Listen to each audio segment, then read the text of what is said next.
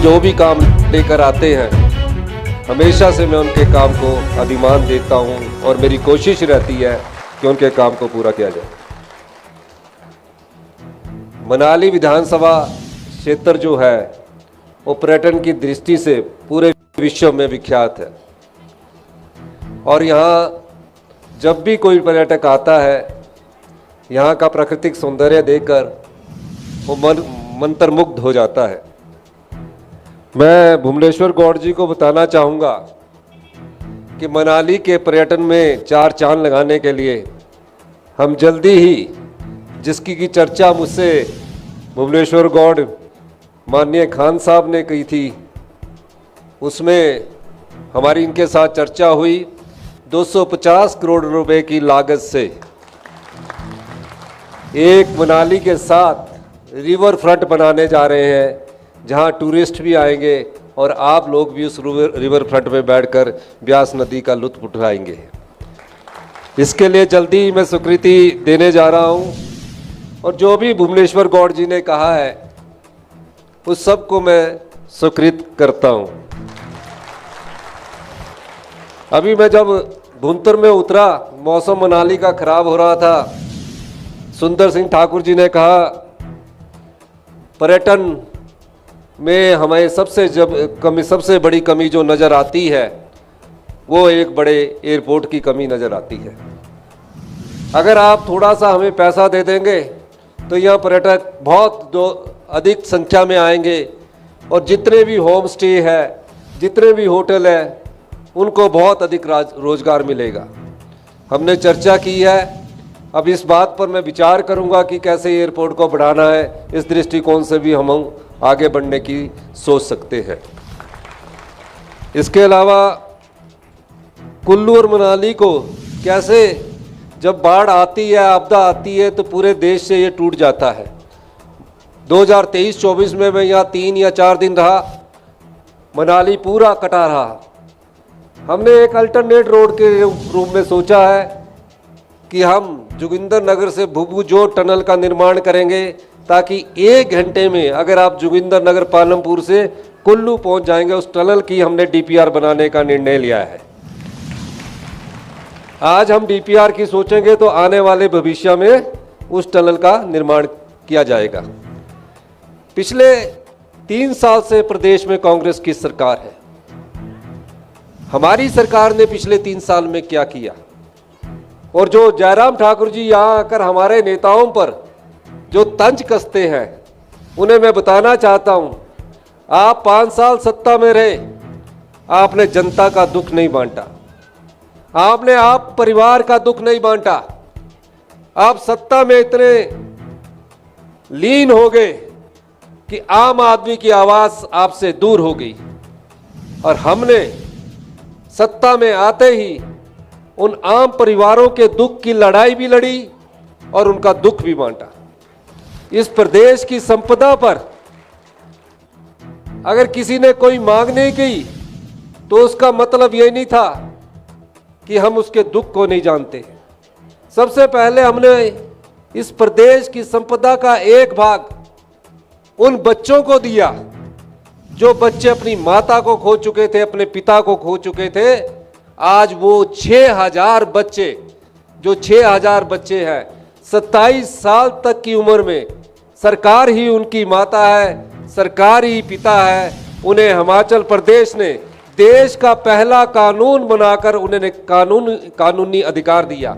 आज 18 साल से ऊपर के बच्चे को हम 4000 रुपया पॉकेट मनी दे रहे हैं, पढ़ाई का पूरा खर्च दे रहे हैं, शादी के लिए हम 2 लाख रुपया दे रहे हैं और अपना कोचिंग लेनी है +2 के बाद, उस कोचिंग का 75,000 रुपये का खर्चा भी हिमाचल प्रदेश की सरकार दे रही है। यही नहीं, उन अनाथ बच्चों ने हमसे मांग नहीं की थी। उसके अलावा जो विधवा बहनें हैं जिनका पति अचानक उनको छोड़कर चला गया, उनका बेटा डॉक्टर बनना चाहता है, बेटी डॉक्टर बनना चाहती है, इंजीनियर बनना चाहता है, पीएचडी की पढ़ाई कर रहा है, यूनिवर्सिटी में एमएससी कर रहा है, एमफिल कर रहा है, पीएचडी कर रहा है, किसी आईटीआई में पढ़ रहा है, आईआईटी में पढ़ रहा है। हमारी सरकार ने इंदिरा गांधी सुख शिक्षा योजना लाकर उन हजारों विधवाओं के, जो विधवाएं हैं, उनकी पूरी पढ़ाई का खर्चा हिमाचल प्रदेश की सरकार उठा रही है। चाहे उसकी फीस 1 लाख रुपया भी क्यों ना हो, हिमाचल प्रदेश की सरकार उन विधवा बहनों के बच्चों पर मरहम लगा रही है। यह हमारी सरकार ने किया। जो भ्रष्टाचार के चोर दरवाजों से पिछली भारतीय जनता पार्टी की सरकार ने जनता का 3000 करोड़ रुपया लुटवा दिया। 3000 करोड़ रुपया आपको पता नहीं लगता, आम जनता को, जो सत्ता की कुर्सी में बैठे होते उन्हें पता लगता है। जिसमें 1000 करोड़ रुपए की ठेकेदारों को फायदा देने के लिए बिल्डिंगें बना दी, जो प्रदेश में आज खाली है। ये जनता की संपदा को लुटाने का कार्य पिछली भारतीय जनता पार्टी की सरकार ने किया। हमने उस पैसे को लूटने से बचाया। मैंने कहा ये जनता का पैसा है, ये जनता का धन है, ये जनता की संपदा है। इसको ना तो हम लूटने देंगे, ना ही लुटाएंगे। जब ये पैसे को लूटने से बचाया गया तो उसका फायदा क्या होता है, आपको मैं बताना चाहता हूं।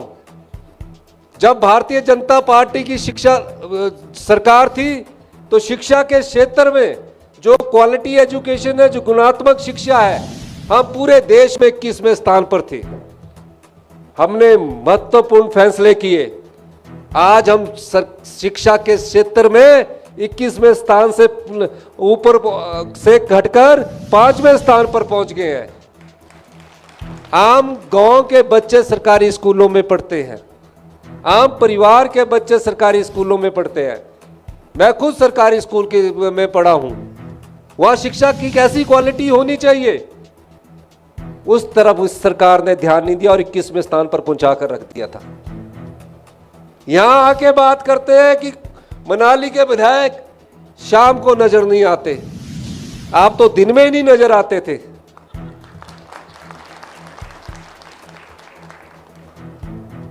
जितना दर्द भुवनेश्वर गौड़ के दिल में मनाली के लिए है, जितना सेवा भाव भुवनेश्वर गौड़ खान के दिल में मनाली के लिए है, ऐसा दर्द बहुत कम देखने को मिलता है। अपनी जेब से जो पैसा खर्च करे वो सेवक होता है। इनकी समय तो दूसरों की जेबों से पैसे निकालने का कार्य भी होता था।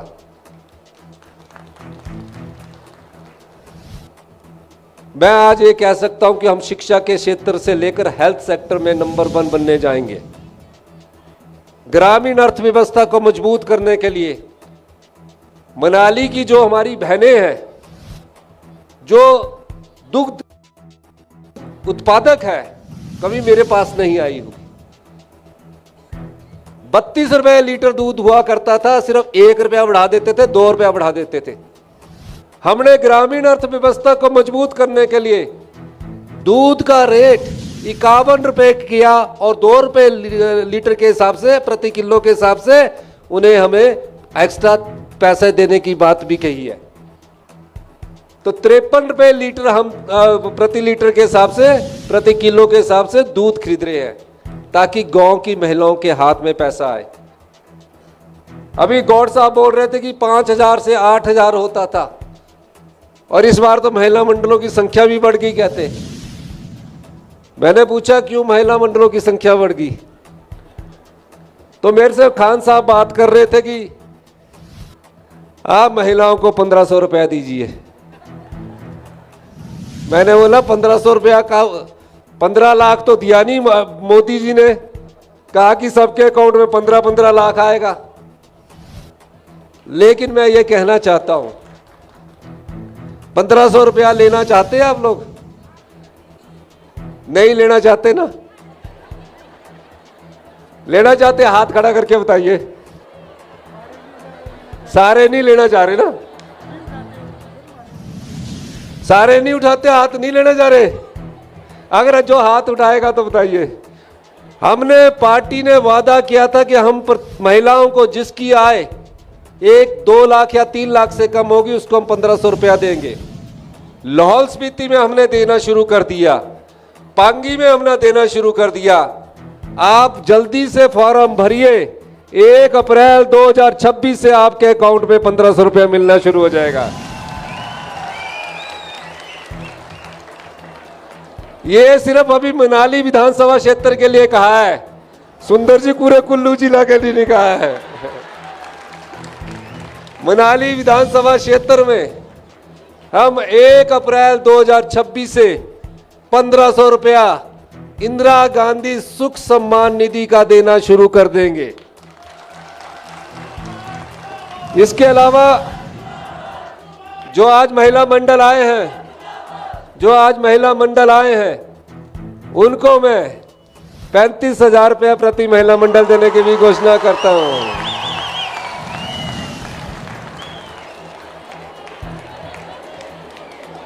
आज मैं आपको महिलाओं के बात बताना चाहता हूं कि महिलाओं के सम्मान के लिए हमने कई योजनाएं लाई है। आज मनाली विधानसभा क्षेत्र को, सिर्फ मनाली विधानसभा क्षेत्र को से मनाली के साथ लाहौल स्पीति तक लगता था, वहां हमने 1500 दे दिए। तो मैंने कहा कि साथ वाले विधानसभा क्षेत्र को भी दे दिया जाए। और बार बार भुवनेश्वर गौड़ जी मेरे पास आके कहते थे कि 1500 कब देंगे, मेरे पास महिलाएं आती है। तो अब भुवनेश्वर गौड़ जी ने बार बार जब मुझे बोला तो मैंने कहा ये सही समय है। अभी सुबह फोन कर रहे थे कि आप आ जाओ या वहीं से ऑनलाइन से 1500 रुपये देने की भी बात करना। मैंने कहा कि हम आते हैं। तो इन्हीं शब्दों के साथ एक बार फिर से मैं आपका बहुत बहुत धन्यवाद करना चाहता हूं। और मैं एक और क्या बात कहना चाहता हूं, भारतीय जनता पार्टी की सरकार ने मनरेगा को खत्म कर दिया है, मनरेगा की आत्मा को खत्म कर दिया है।